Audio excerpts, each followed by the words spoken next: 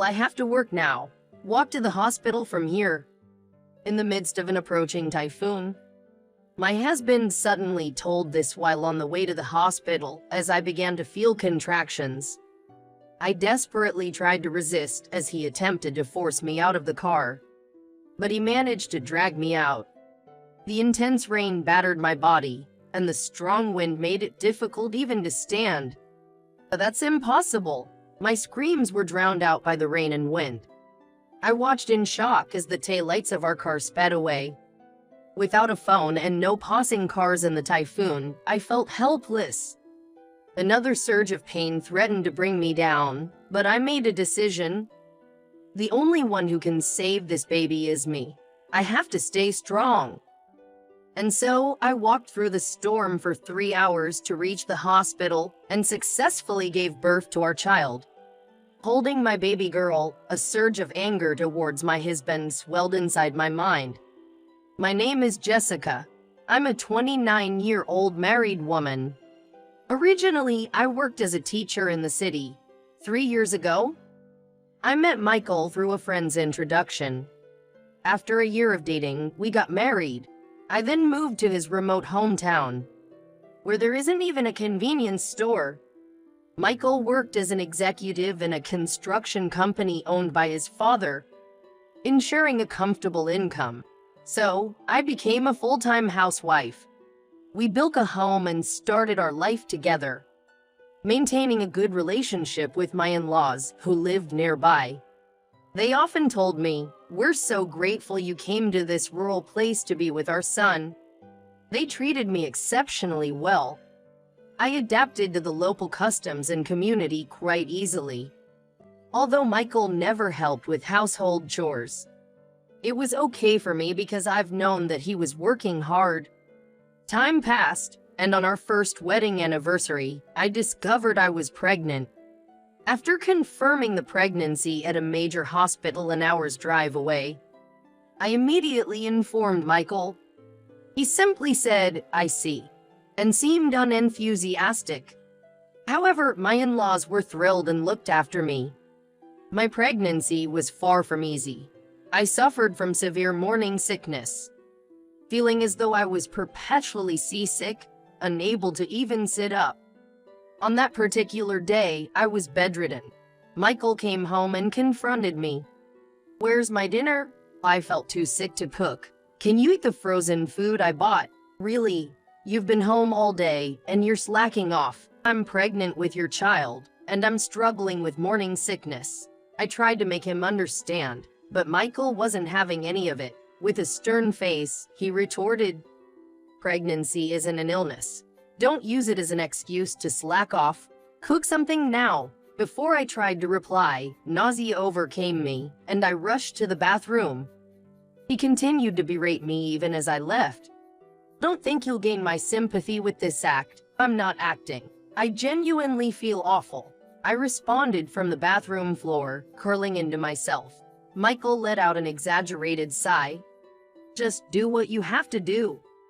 If I come home next time and there's no food, you're in trouble." In the end, despite my nausea, I had no choice but to prepare his meal that day. Michael continued to demand the same level of household perfection as before my pregnancy, showing no understanding or concern for my condition. If things didn't work well as he expected, he'd make me sit down on the floor and teach me for a long time. Perhaps it was because of such a life that, at 6 months pregnant, I was diagnosed with a threatened preterm birth and was strictly advised bed rest by the doctor. I informed Michael, but he showed no sympathy. One day, I was severely reprimanded because I hadn't folded the laundry before he got home. "You're slacking off again. I told you not to be lazy, but the doctor told me to rest. Otherwise, it might affect the baby." "Who cares? Who do you think is providing for you? I don't need a wife who can't even do household chores properly. If I leave, you're the one who'll suffer." Shocked by his words, the thought of divorce crossed my mind in a moment. However, the faces of our parents and in-laws, who were happy about our marriage and my pregnancy, soon came to mind. Above all, being close to my due date and unable to move. I had no one to turn to and had to endure it all alone. Time flew, and I was now in my 9th month. It was typhoon season, and the weather forecast warned of a typhoon hitting our area in a few days. Although there's a superstition that babies are more likely to be born during typhoons. With still 2 weeks left until my due date, I was optimistic. As the typhoon approached, heavy rain began, and the wind grew fierce. Michael and I were home when suddenly I felt a sharp pain in my stomach. At first, I endured it, but the pain came every 20 minutes and grew stronger each time. This is definitely labor. Convinced, I immediately asked Michael to drive me to the hospital, but he replied, looking annoyed. "In this heavy rain and wind, just take a taxi." Despite my intense discomfort, I tried calling a taxi, but due to the bad weather, none were available. It takes an hour to the hospital by car. Please drive me, after persistent pleading with tears in my eyes. Michael reluctantly got into the car, and I somehow settled into the passenger seat. The typhoon was now in full swing, making visibility near zero. Watching the windshield wipers frantically work, I held onto my painful belly as we navigated the mountain road. Suddenly, Michael received a call. "Okay, got it. I'll be right there." After hanging up, with a blank expression, he announced, "I have to work now. Walk to the hospital from here." Stunned, I snapped at Michael. "I'm about to give birth, and in this weather, walking is impossible." But Michael stopped the car, came around to the passenger side, and forcibly pulled me out. The heavy rain and wind assaulted me. Desperate to find help, I realized I'd dropped my phone in the car. And not even a single vehicle passed in the storm. Another wave of pain hit, but I was determined. The only one who can save this baby is me. I have to be strong. Drenched and battered by the storm, I continued walking towards the hospital. Every time a contraction hit, I'd stop and moan in pain, then continue walking. It took me 3 hours to reach the hospital in this manner. By the time I finally arrived, completely drenched and exhausted, the hospital staff was in utter shock. After explaining the situation, I was immediately examined. I was already in advanced labor. Within an hour of arriving, I gave birth. The first time I held my little daughter in my arms, I was overwhelmed with joy. However, there was another emotion growing inside me, just as intense. To leave his wife in labor, alone in the middle of a typhoon. I can't consider such a person my husband anymore. I will never forgive him. It was the moment my patience reached the limit. When I awoke from a brief sleep due to the exhaustion of childbirth, I found the room filled with my in-laws and relatives. "Oh, Jessica, you're awake?" Robert peered into my face with concern, and his wife Emily. My mother-in-law seemed slightly panicked. "We heard from the hospital staff. You had a tough time yesterday. You walked in that typhoon, and it could have been very dangerous. What happened? Where is Michael?" Holding back tears, I finally spoke. "Robert, Emily, and all my relatives, I have something important to share." Then, I revealed everything Michael had done throughout my pregnancy. The faces of Robert, Emily, and the relatives changed color. "That damned boy. How could he?" "We've got the story, Jessica. Please rest your body now. Leave the rest to us." The relatives, looking furious, began to leave the hospital room. Although I wanted to confront Michael myself, I couldn't even sit up properly in my bed. Predictably, I knew they would take matters into their own hands after hearing everything. I also took aside one of the relatives, Brian, who was also a colleague of Michael's, and made a request. After that, I had a peaceful hospital stay. I cherished my time with my beloved baby, and by the time of my discharge, I had finally become accustomed to breastfeeding and diaper changing. When I returned home with the baby in a taxi, I noticed several cars outside our house. And strangely, our brick fence was destroyed. When I entered the house, I was confronted with a shocking scene. In the middle of the living room, Mikey was lying down almost in tears with bandages around his head and casts on his arms and legs. Robert, Emily, and many relatives were surrounding him, glaring. What happened here? Upon hearing my voice, Michael yelled out, "Jessica, you're back! Help me! Why are you injured?" Instead of answering, Michael averted his gaze. Robert, standing next to him, sighed and spoke on Michael's behalf. "After leaving you that day, he went drinking somewhere. He drank until morning and, believe it or not, drove drunk and caused an accident." "What drink driving?" "After visiting you, we came here to confront Michael and found him crashed into our own brick fence. We were so shocked. After the emergency services were called, the police came, and it was quite a commotion. Everyone, including me, stared sharply at Michael. But he avoided our gaze and made a feeble attempt. Forget about that. Let's focus on the baby now. Let's change the mood and celebrate her birth." As he tried to crawl closer with a forced smile, I quickly stepped back to save the baby. "Stay away." "Whoa.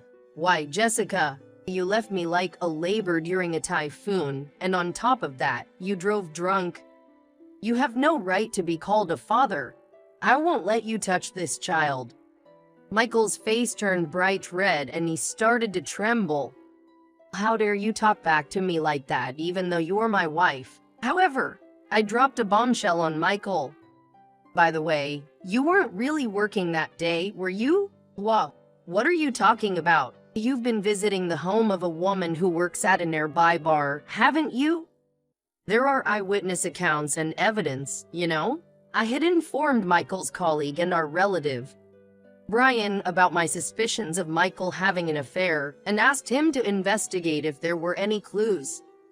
Given the close-knit nature of our rural community, rumors were already circulating that Michael was infatuated with a woman from a local bar. I had also obtained photo evidence of him visiting her home from Brian. The room fell silent, and everyone's cold gazes were caught by Michael.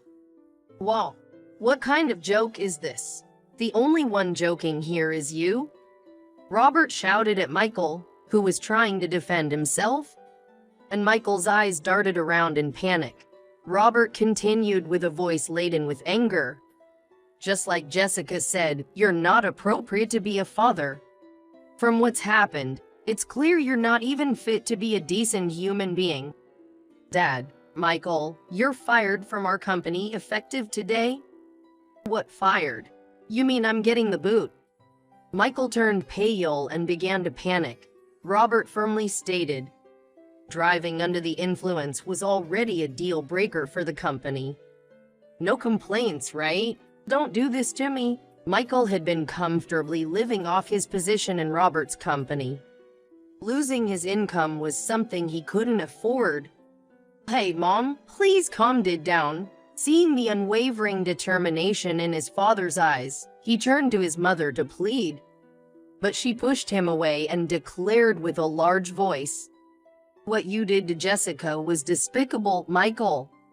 And considering that you even had an affair, I can't regard you as my son anymore. We're disowning you." Disowning? Robert, Emily, and the relatives all nodded in agreement. Seeing that he was alone, Michael turned to me with a shocked expression. "Dad, Mom, please rethink. I have to support them. If you fire and disown me, our dear grandchild will suffer too. Right, Jessica? That would be a problem, wouldn't it?" I glared at Michael and shouted with all my might, "I don't need you to support us. We're getting a divorce." "Whoa, what? I never want to see your face again. We're leaving." "Wait a minute. I'm demanding $30,000 for property division and child support. So make sure you pay it in full." Stunned, Michael stood frozen. Robert gently spoke up. We respect Jessica's decision and will support her. We'll make sure he pays what he owes. Don't worry." Gratefully, I bowed to Robert. Seeing this, Michael finally broke down. "Please, Jessica, don't abandon me." As Michael tried to grab onto me, crying and sniffling, the relatives restrained him. Once again, I bowed to Robert, Emily, and the relatives, and then gathered my belongings to leave the house that very day. Afterwards, my divorce from Michael was completed. The property division was promptly transferred to me. I sold the house and was able to get half of the child support from the proceeds. We agreed that he would pay an additional $700 every month. I also demanded $20,000 in compensation from his mistress and successfully secured it. Rumors in the close-knit rural community made her feel uncomfortable, and it said she eventually moved far away. Michael was indeed fired from Robert's company. Robert, along with his wife and the entire family, cut ties with Michael. Once Michael recovered from his injuries, Robert had him work on a tuna fishing vessel loaned by a friend, declaring that Michael wouldn't be allowed off until he finished paying all the child support. Once Michael recovered from his injuries, Robert had him work on a tuna fishing vessel loaned by a friend, declaring that Michael wouldn't be allowed off until he finished paying all the child support. Meanwhile, I returned to my parents' home and have been focusing on raising my child with their assistance. I am planning to return to my teaching job soon. Robert and Emily regularly visit my daughter. She's thriving and is dearly loved by both sets of grandparents. Moving forward, I aim to prioritize my daughter's happiness and lead a bright and fulfilling life.